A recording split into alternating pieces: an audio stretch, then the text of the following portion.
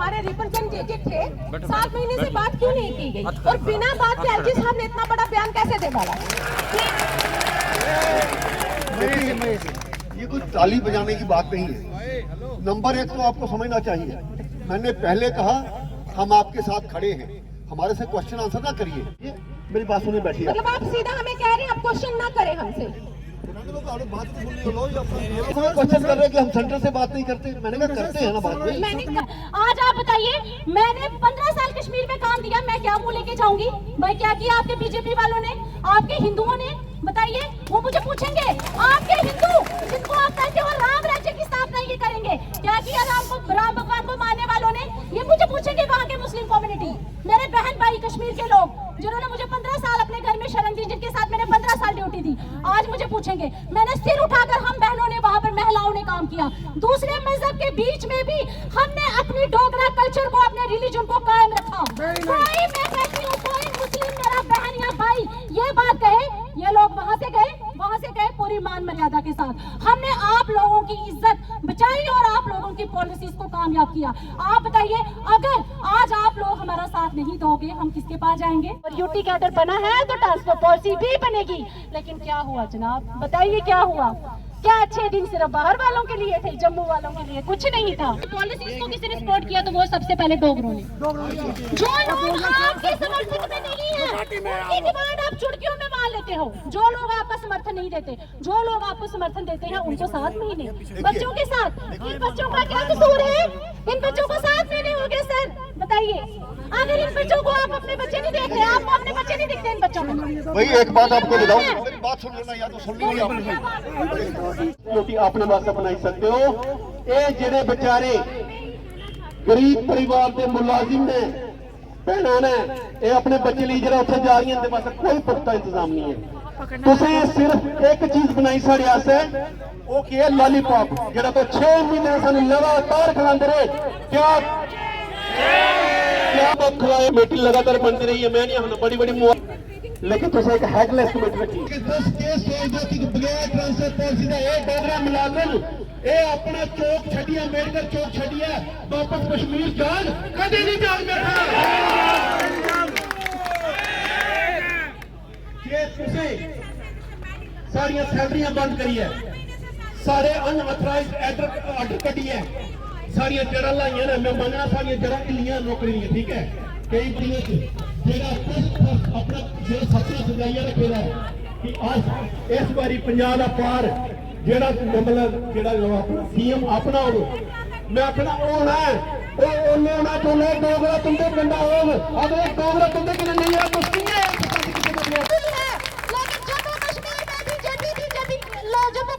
जम्मू के लोगों के लिए फेल हो चुकी है।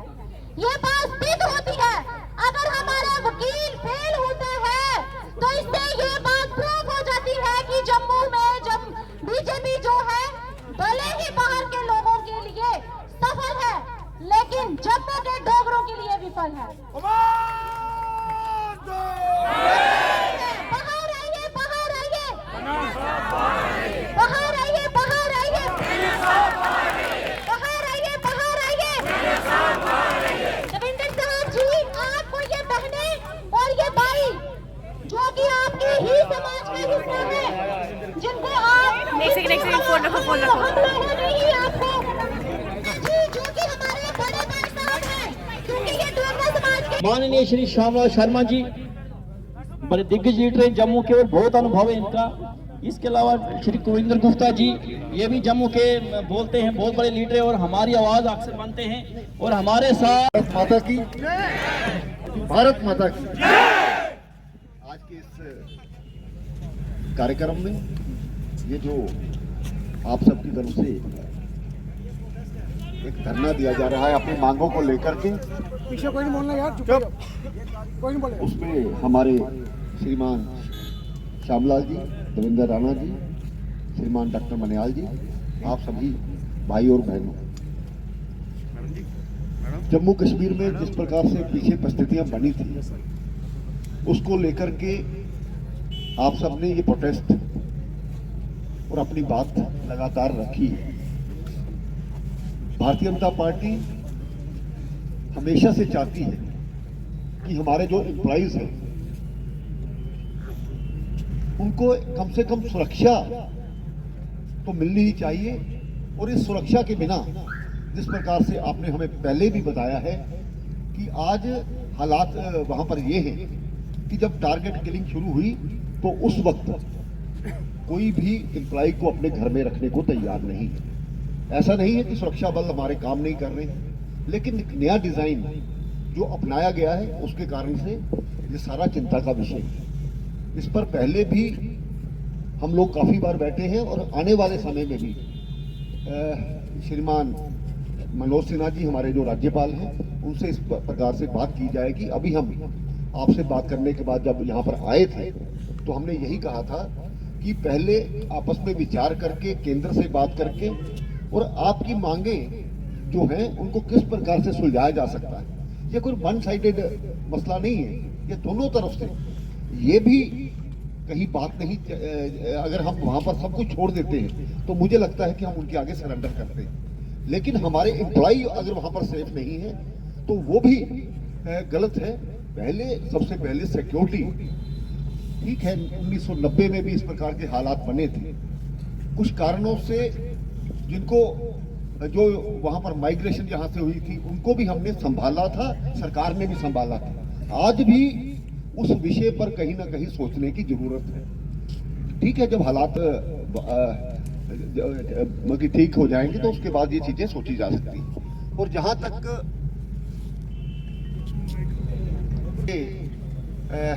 कहा गया है कि आज आपको 10 साल लगभग हो गए हैं मेरे ख्याल में, 16 साल। 16 हाँ ठीक है, ये कहा जाता है कि ये डिस्ट्रिक्ट कैडर की पोस्ट थी, लेकिन इस पर कोई भी परिस्थितियों के हिसाब से हम भी चाहते हैं इस पर एक पॉलिसी बने कि 8 साल बाद 10 साल बाद, और इस बात को केंद्र में भी किया जाएगा। आज किसी कारण से हमारे जो प्रदेश अध्यक्ष जी यहाँ पर नहीं है, हमने भी अंदर बैठ करके इस पर चर्चा की है और आने वाले समय में जो आपकी डिमांड्स हैं उनको केंद्र के साथ बात करेंगे और उनको 1990 के हालात भी बताएंगे। सैलरीज जब घर में हालात ठीक ना हो तो उस वक्त सैलरीज को रोकना भी मुझे लगता है ठीक नहीं। ये कोई वो मसला नहीं है कि हमारे लोग खाएंगे, ये इन्होंने ही काम किया है और ये वहां पर जाना चाहते हैं।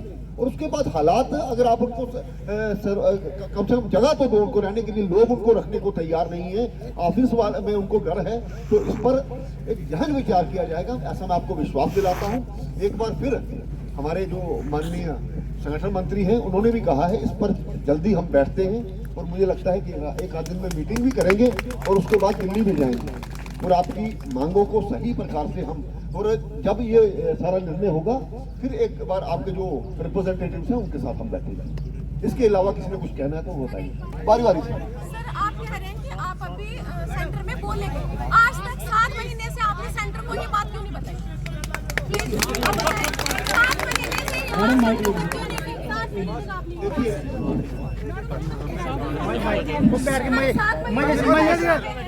से आपने हाई कमान से अभी तक बात नहीं की, आप लोग हमारे रिप्रेजेंटेटिव थे, 7 महीने से बात क्यों नहीं की गई? और बिना बात के एलजी साहब ने इतना बड़ा बयान कैसे दे डाला?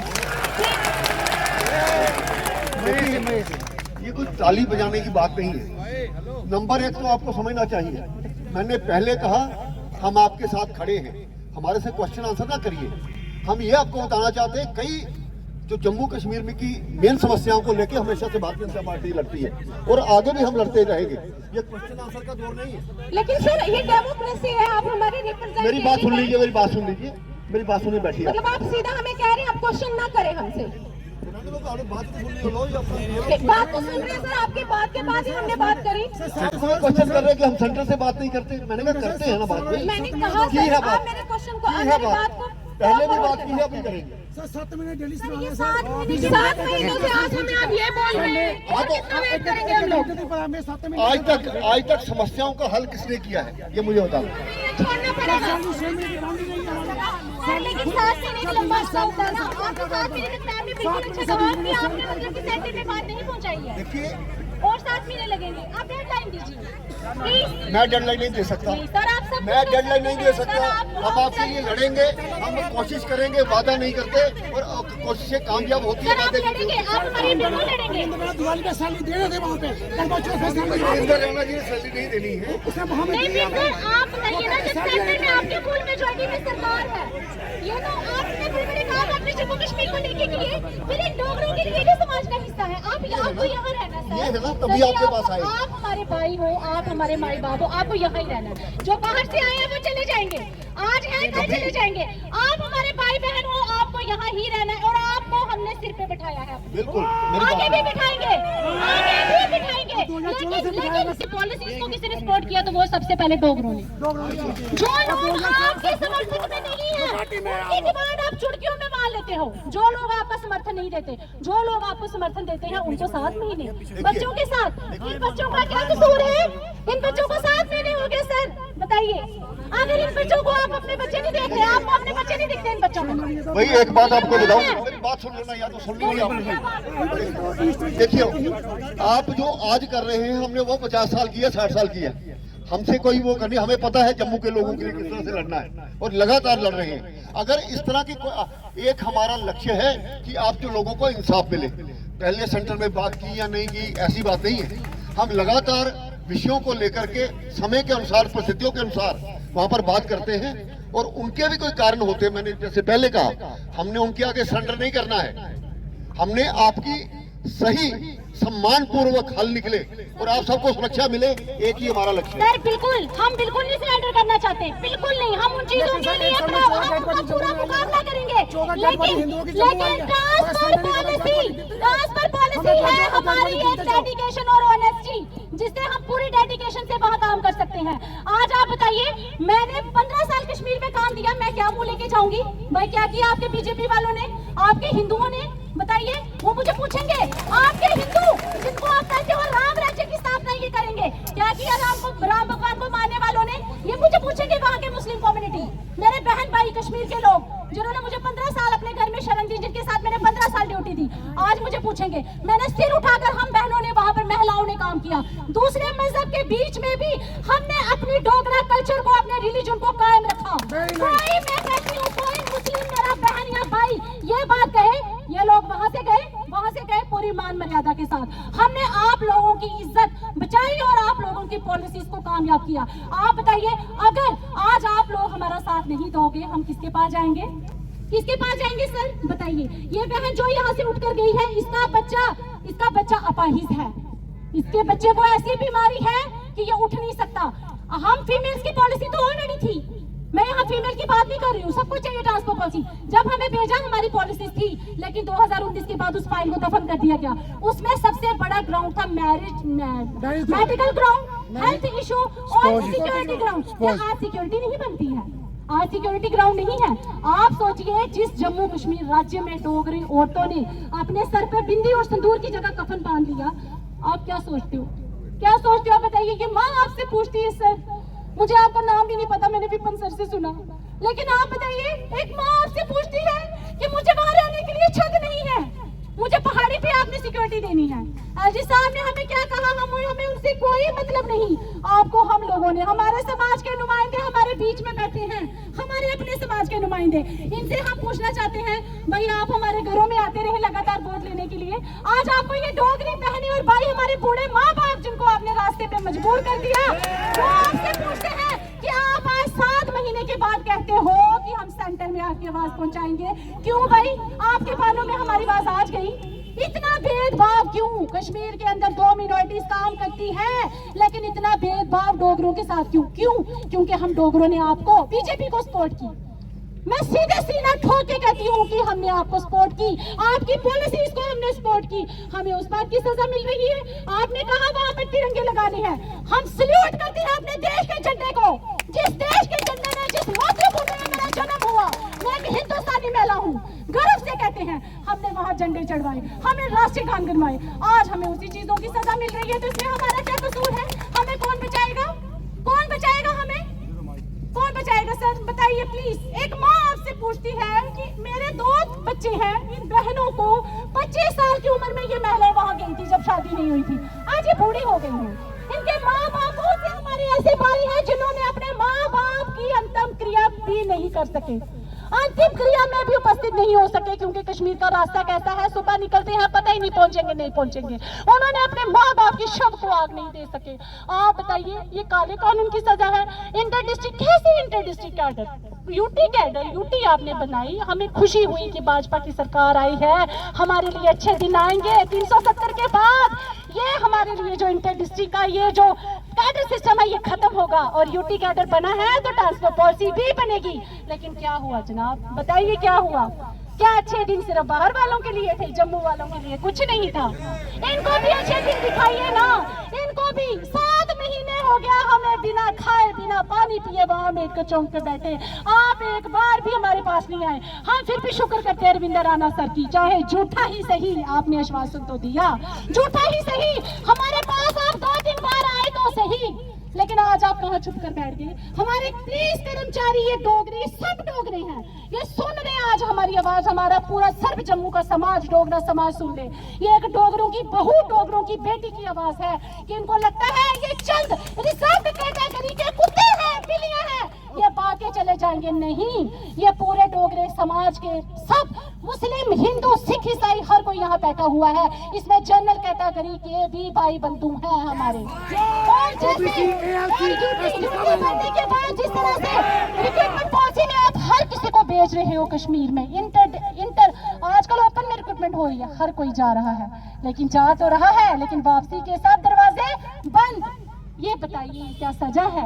किसको सजा? आप अपने समाज के लोगों को सजा दे रहे हो, अपने डोगरों को सजा दे रहे हो। भाई जो बाहर से आए आप कहते हो हमने उनको गुजर कम्युनिटी के लोगों को दे दिया, बकरवाल कम्युनिटी के लोगों को दे दिया, हमने वाल्मीकि समाज के लोगों को दे दिया, आपने उन सबको बिना सरकार बने ही दे दिया। फिर कैसे मान ले कि हमें आप क्यों नहीं दे पा रहे हो ट्रांसफर पॉलिसी?